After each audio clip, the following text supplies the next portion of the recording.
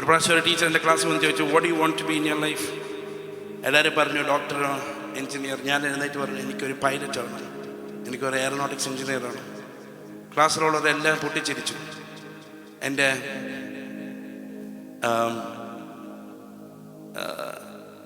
Teacher ആദ്യം ഇത് കേട്ടപ്പോൾ പറഞ്ഞു, എയറോനോട്ടിക്സ് ഒക്കെ അവിടെ നിൽക്കട്ടെ, ആദ്യം നിന്റെ എക്സാം പാസ്സാവും. കാരണം എൻ്റെ സ്വപ്നം എൻ്റെ മാർക്സിനെക്കാട്ടും വലുതായിരുന്നു. ഞാൻ അവിടെ നിന്നും കരഞ്ഞു, എനിക്കതേ ചെയ്യാൻ അറിയത്തുള്ളൂ.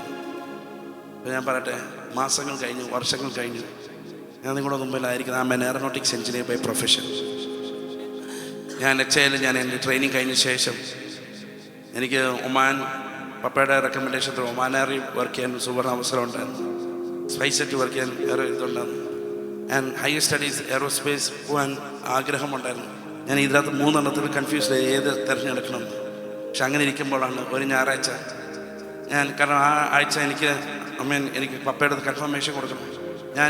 അന്ന് ഞാൻ പ്രാർത്ഥിച്ചുകൊണ്ടിരുന്നപ്പോൾ എന്നോട് ഹൃദ്യമായി സംസാരിക്കാൻ തുടങ്ങി. ഞാൻ പറഞ്ഞു, കർത്താവേ ഇതിനകത്ത് ഏതാ, which one should I choose? എന്നോട് സംസാരിക്കാൻ തുടങ്ങി. നിന്നെ വിടുവിച്ചിൽ പറയുന്ന ഒരു ഉദ്ദേശമുണ്ട്, ആ ഉദ്ദേശം നിവൃത്തിയാകാൻ സമയമായി. ഞാൻ പറഞ്ഞു, കർത്താവേ ഒരു പൂർണ്ണസമയ സുവിശേഷ വേലയ്ക്ക് വേണ്ടിയാണെങ്കിൽ I am not ready.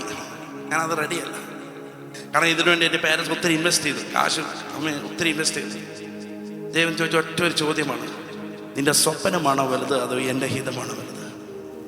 I took one of the crucial decision in my life. ഞാൻ എൻ്റെ എല്ലാ ഓഫേഴ്സ് കണ്ടുകൊണ്ട് I said no to the world and I said yes to God.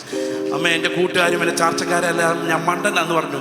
ഇന്ന് എൻ്റെ കൂടെ ജോലി ചെയ്ത പല ആൾക്കാരും അവർ എമിറേറ്റ്സിലും എത്തിഹാദിലും ഏറ്റവും വലിയ എയർ ഡിഫൻസ് എല്ലാം വർക്ക് ചെയ്ത് earn 6 lakh rupees per month.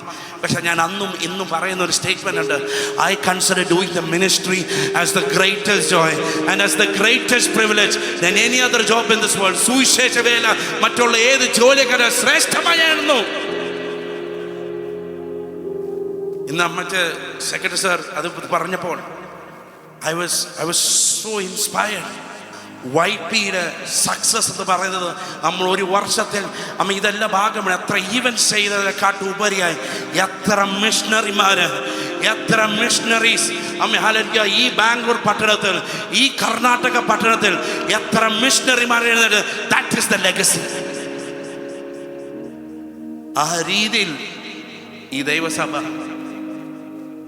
ഈ church of God Karnataka state വളരട്ടെ എന്ന് ഞാൻ വളരെ ഹൃദ്യമായി ഞാൻ പ്രാർത്ഥിക്കുകയും ആശംസിക്കുകയും ചെയ്യുന്നു.